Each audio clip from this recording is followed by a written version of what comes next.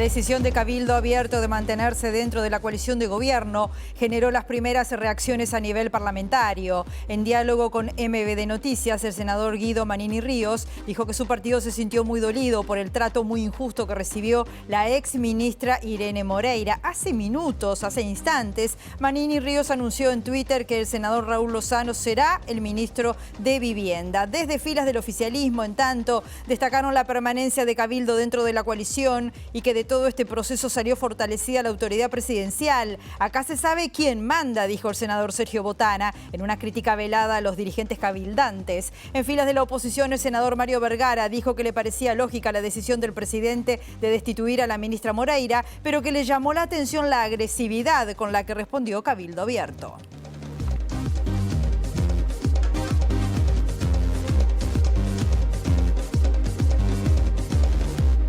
¿Qué tal? ¿Cómo están? Bienvenidas, bienvenidos a MBD Noticias. Comenzamos con la información desde Montevideo con 16 grados a esta hora, en una jornada que va a seguir con el cielo nuboso, con periodos de algo nuboso, neblinas y vientos soplando del sector suroeste al noroeste de entre 10 a 20 kilómetros por hora, con una máxima anunciada de 19 grados. Estamos viendo, como siempre, algunas de las cámaras del Centro de Gestión de Movilidad de la Intendencia de Montevideo, en Gregorio Suárez, entre El Yauri y Coronel Mora, hasta las 20 horas están trabajando. Hay tareas de hormigonado está cortado allí, o en Reconquista entre Bartolomé Mitre y Santiago de Liniers hasta las 21 horas, también carga y descarga está cortado, o en Amézaga entre José Leterra y Ramón del Valle Inclán hasta las 5 de la tarde, trabajo de saneamiento. Vemos ahora otros títulos que se están destacando a esta hora.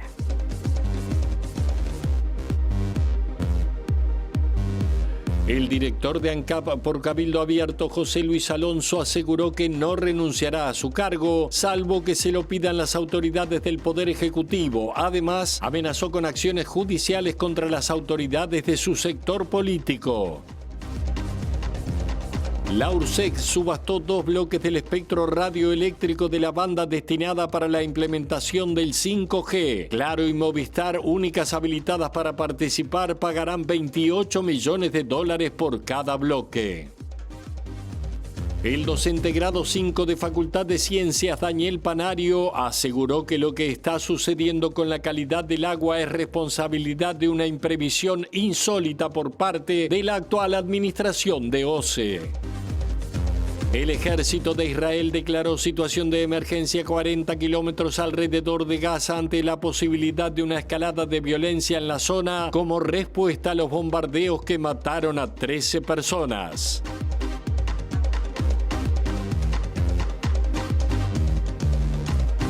En el comienzo del informativo nos vamos al Parlamento. Hay muchas novedades, repercusiones a nivel político y con eso ha estado trabajando nuestro compañero Federico Jurkovic. Buen mediodía, Federico. ¿Cómo estás? Bienvenido. Adelante. ¿Qué tal, Rosina? Un gusto. Realmente es así. Desde temprano estamos aquí en el Parlamento. Era un día esperado porque se esperaba la llegada de la ahora senadora Irene Moreira después de la conferencia del viernes en la que anunciaba que desde el lunes iba a estar tomando su lugar en el Senado. No fue así, Rosina. Esta mañana la senadora Moreira no se hizo presente. En su lugar siguió ocupando la banca el senador Raúl Lozano, su suplente, pero ustedes lo saben.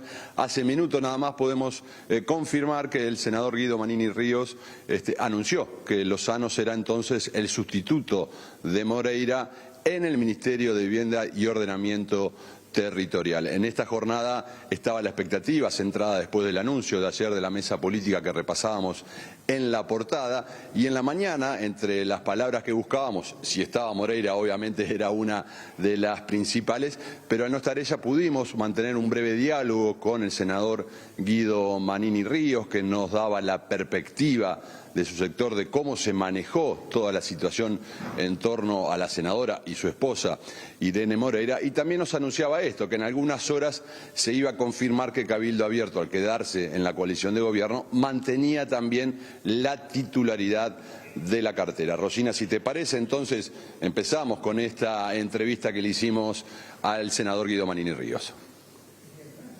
Nosotros hemos dado una muestra muy clara ayer de que estamos mirando el monte y no el árbol. No estamos mirando el hecho coyuntural, por más que nos sentimos muy dolidos por una actitud muy injusta hacia la ministra Moreira, pero dimos muestras claras de que para nosotros primero está el monte. Te pregunta cómo sigue esto. Bueno, dependerá de que todos los demás también miren el monte y no estén mirando las cosas circunstanciales, las cosas en definitiva menores. La gente lo que está buscando es que le solucionemos de una vez por todas los grandes problemas que está viviendo. ¿El ministerio sigue a cargo de Cabildo? Sí, en las próximas horas vamos a proponer un nombre y va a seguir a cargo de Cabildo. Bien, va a seguir a cargo de Cabildo, el nombre ya está, era el que se pensaba que podía ser el sucesor por una cuestión también de que Lozano ocupaba la banca de Irene Moreira, aparte es una de las figuras parlamentarias más fuertes que tiene Cabildo Abierto sin duda, pero también las repercusiones políticas en otras tiendas partidarias. Obviamente también dentro del oficialismo, Rosine ya lo estarán repasando allí desde estudio, pero también desde la oposición. En partes, ya vamos a escuchar después a Botana, decía que el discurso de Cabildo previo al punto 7, donde comunica que se queda en la coalición de gobierno, tenía un tono muy parecido al del Frente Amplio. Hablábamos con Mario Vergara sobre cómo se ve toda la situación desde la oposición y justamente Vergara decía que le llamó la atención cierta agresividad en el discurso de Cabildo Abierto al comunicar la decisión que tenía. Por un lado era absolutamente lógico que si había un accionar de la exministra con clara apariencia de irregularidad, de corrupción, inclusive quizás de apariencia delictiva, que no logra ser explicada por la propia ministra, y así lo interpreta el presidente, era de cajón que el presidente tenía que pedirle la renuncia. Y por otro lado, la reacción de Cabildo parece destemplada, ¿verdad? Agresiva. Nosotros estamos acostumbrados a que Cabildo sea agresivo con la oposición. Quizás nos sorprende un poco más ahora verlo con tanta agresividad hacia el gobierno y hacia el propio presidente de la República, pero sin irse de la coalición, ¿verdad? Que también era previsible. Lo que unió a la coalición lo sigue uniendo, que es evitar que el Frente Amplio vuelva a gobernar. Hasta aquí dos de los testimonios que pudimos recoger en esta mañana en el Parlamento. Rosina, si te parece, siguen allí desde estudio. Nosotros nos quedamos aquí por si logramos hablar, por ejemplo, con el próximo o el ya ministro Raúl Lozano. Muy bien, Federico. Efectivamente, vamos a seguir en tema porque los senadores Sergio Botana del Partido Nacional y Adrián Peña de Ciudadanos destacaron la importancia de que Cabildo Abierto permanezca en la coalición de gobierno. Ambos resaltaron que salió fortalecida la autoridad del presidente. Lo importante es que hubo final feliz. Nadie podía imaginar en el país a Cabildo Abierto asociado al Frente Amplio. Era difícil de imaginarlo.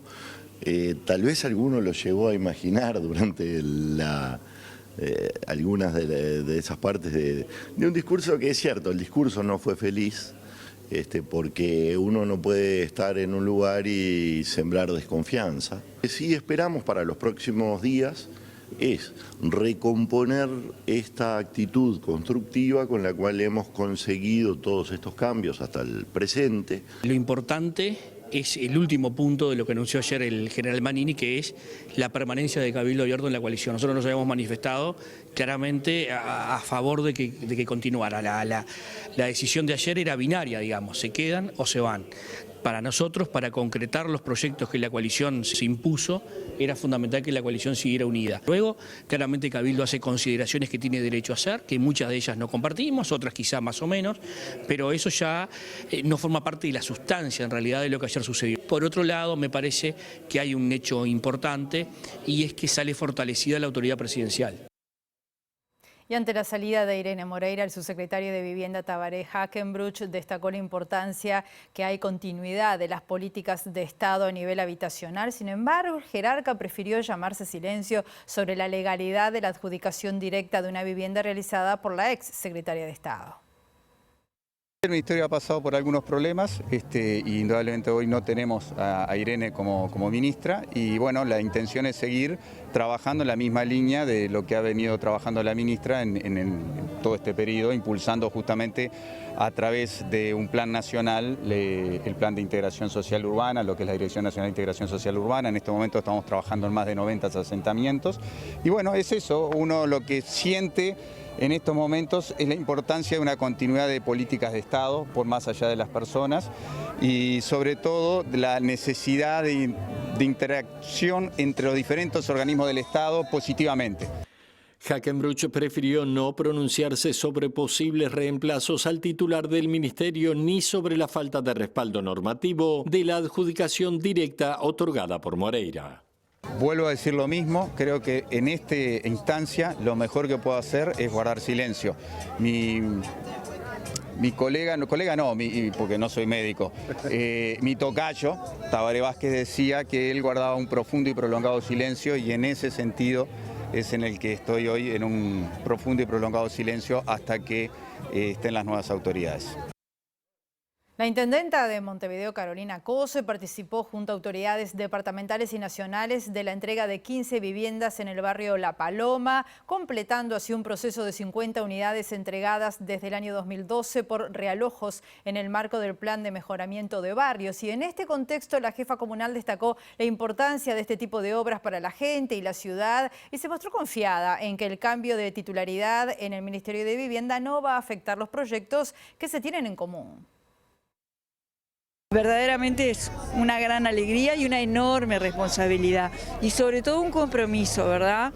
Lo que les transmitimos fue, bueno, acá se recorrió todo un camino de acompañamiento, ellos participaron, estuvieron informados de los pasos de la obra y ahora viene un camino muy largo en el cual la Intendencia va a trabajar con ellos, por ejemplo, el enjardinamiento de las casas, vamos a trabajar con la escuela y el CAIF algunas políticas medioambientales y la Intendencia va a seguir trabajando en todas las manzanas del barrio en lo que es la provisión de servicios, iluminación, saneamiento, o sea, todo lo que ya hicimos para estas viviendas lo vamos a extender para varias manzanas más del barrio en un proceso de regularización. En otro orden, Cose señaló que el cambio de titular en el Ministerio de Vivienda no debería afectar los proyectos comunes que la Intendencia tiene con esa cartera. Nosotros tenemos convenios firmados que no deberían verse afectados por los vaivenes ministeriales, así que tengo confianza y bueno, el hecho de que haya estado todo el equipo del ministerio, el subsecretario,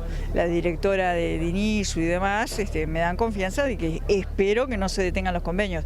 Nada me hace pensar que eso podría pasar, ¿no?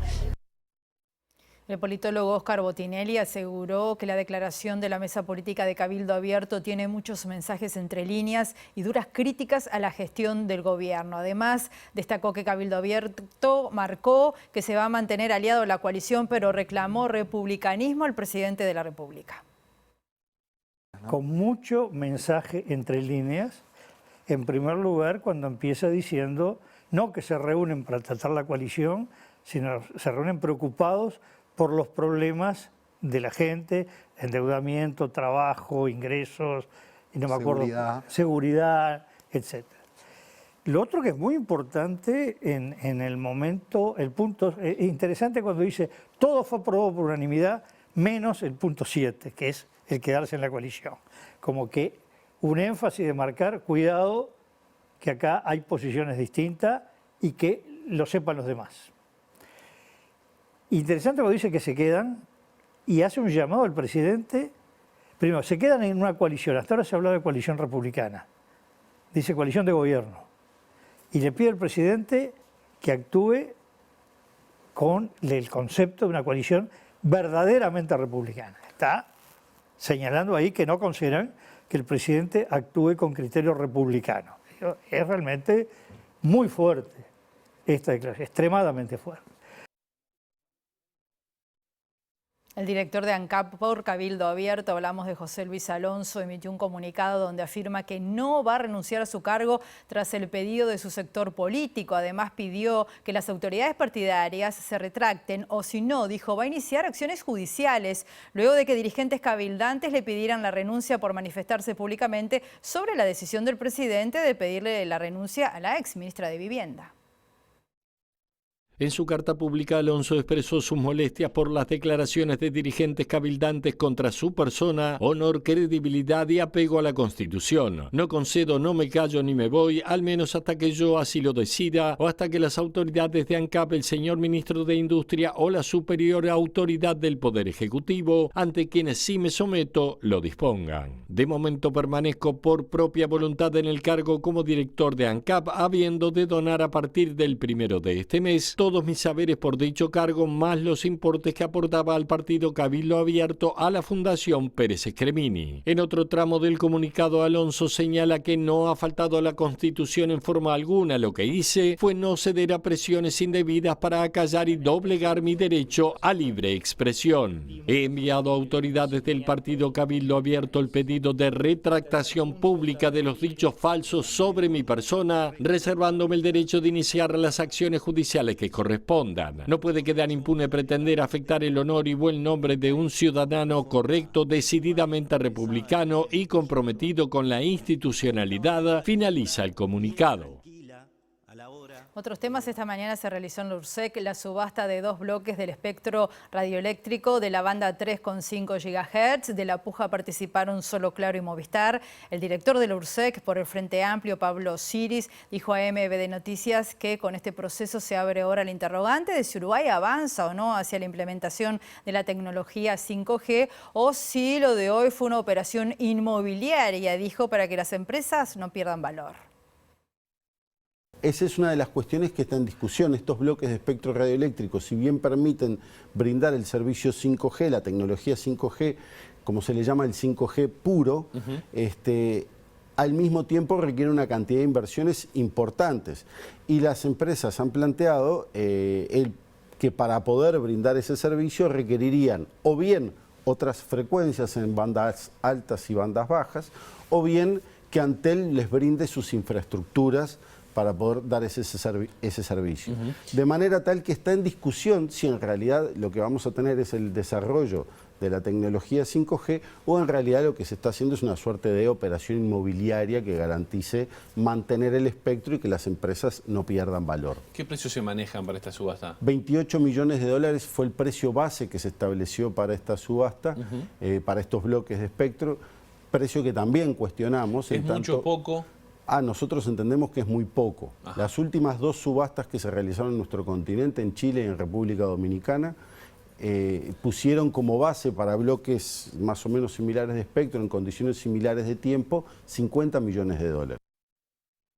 Y finalmente se concretó la adjudicación de derecho de uso de frecuencias radioeléctricas en banda de 3,5 GHz. En ese sentido, la empresa Claro pagó un monto de $28.100.000 por un bloque, mientras que Movistar Telefónica Móviles pagó $28.051.000.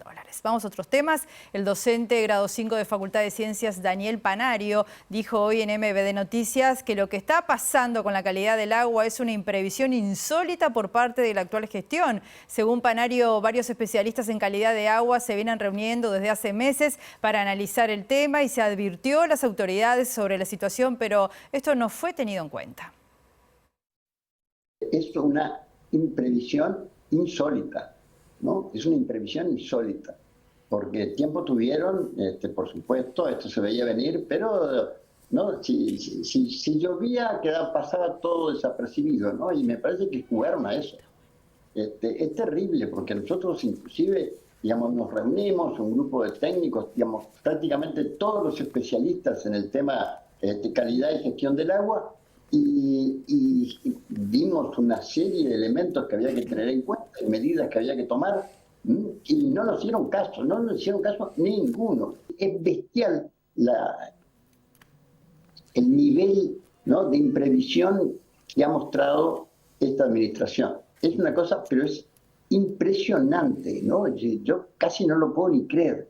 ¿no? Y sale una directora de OCE a decir que en lugar de comprar Coca-Cola tomen agua embotellada. Bueno, son cosas realmente que nunca escuché frivolidad mayor en mi vida. Vamos a seguir hablando del agua y de otros efectos posibles. Para eso recibimos con mucho gusto a Eduardo Delgado, nuestro periodista que ha estado trabajando en este tema. Eduardo, ¿cómo estás? Bienvenido. Adelante.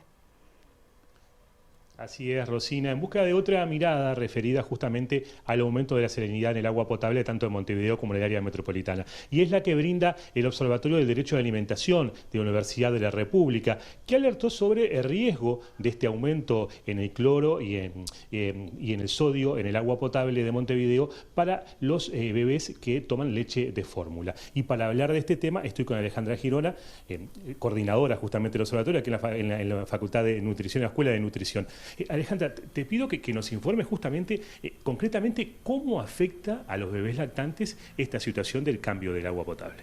Bien, en realidad todavía nosotros no podemos hablar del impacto que este cambio en relación al contenido de sodio y de cloruro va a tener sobre la salud de niños y niñas.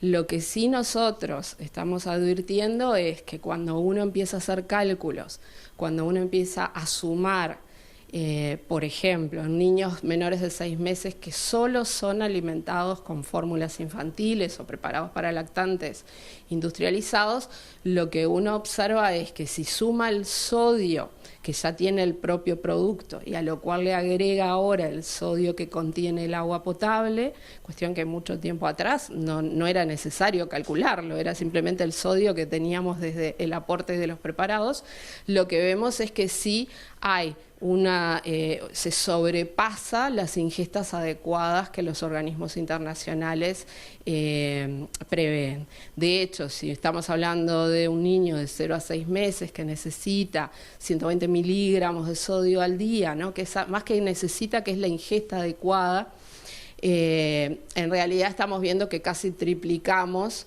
el aporte que le estamos dando si es un niño alimentado exclusivamente con fórmula.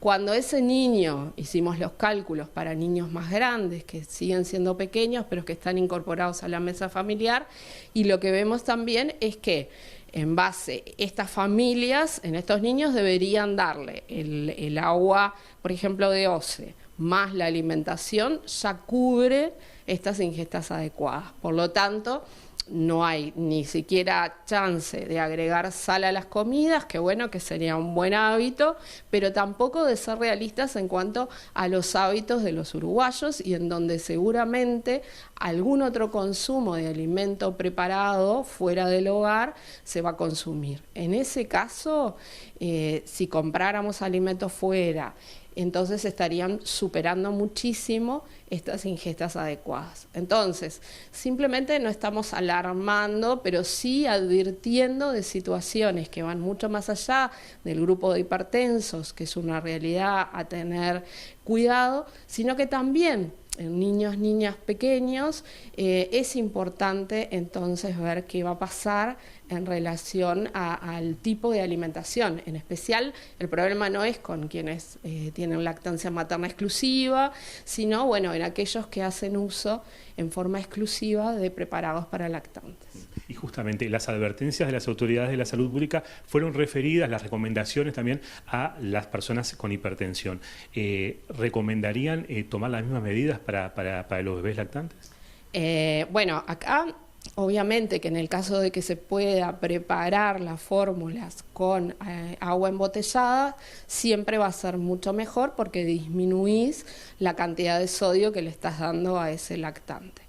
Pero también sabemos que esta no es la realidad de todos los uruguayos y siempre cuando hay crisis alimentaria, cuando hay crisis vinculada ahora a una crisis hídrica, en general los más desfavorecidos son los que se joroban más, porque en definitiva acá no estamos hablando de agua como bien común, sino como agua que se comercializa y entonces deja de ser un bien común.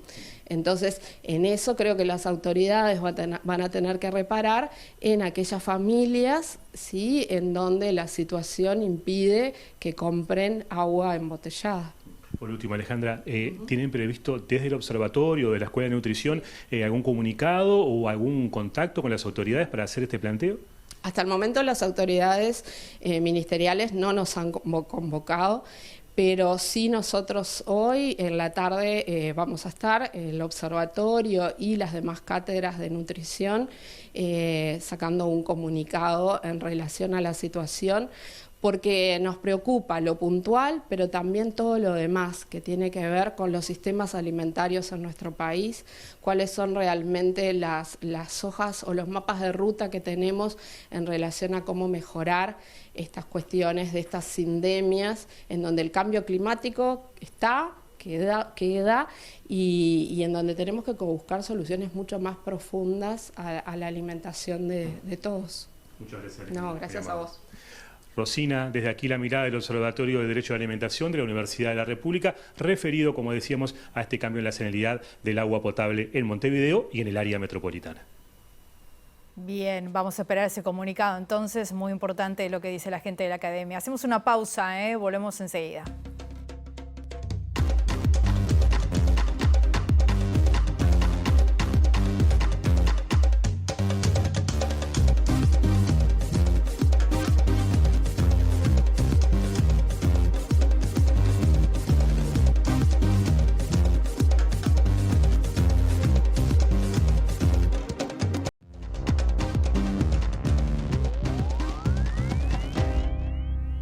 En el ámbito internacional les contamos que el ejército de Israel declaró situación de emergencia a 40 kilómetros alrededor de Gaza ante la posibilidad de que milicias palestinas lancen misiles tras bombardeos israelíes que mataron a 13 personas.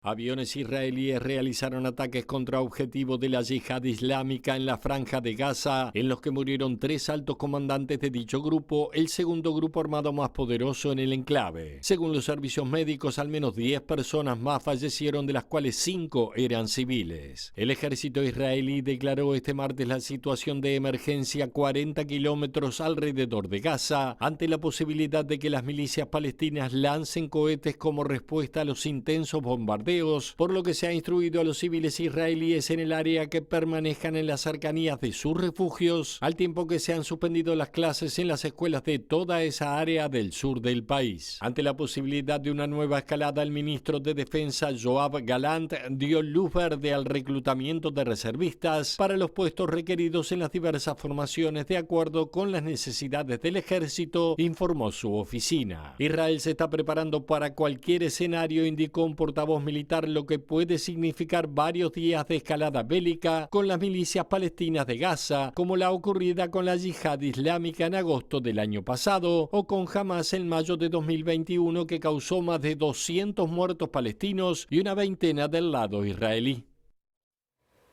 Nos despedimos con una noticia muy triste, porque a los 75 años murió la reconocida cantante brasileña Rita Lee, considerada una de las figuras más relevantes del rock brasileño, ícono del grupo Os Mutantes. En 2021 se le había diagnosticado un cáncer de pulmón. En febrero de este año la artista debió ser internada para ser tratada por este mismo cáncer. Su muerte se produjo en la noche del lunes, rodeada de todo el amor de su familia, como ella siempre quiso, así lo indicó su familia a través de un comunicado. Los dejamos con algunas imágenes.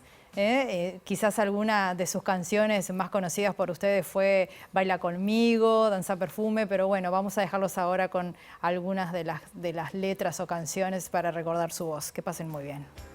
Sou tua mulher robô, teleguiada pela paixonite.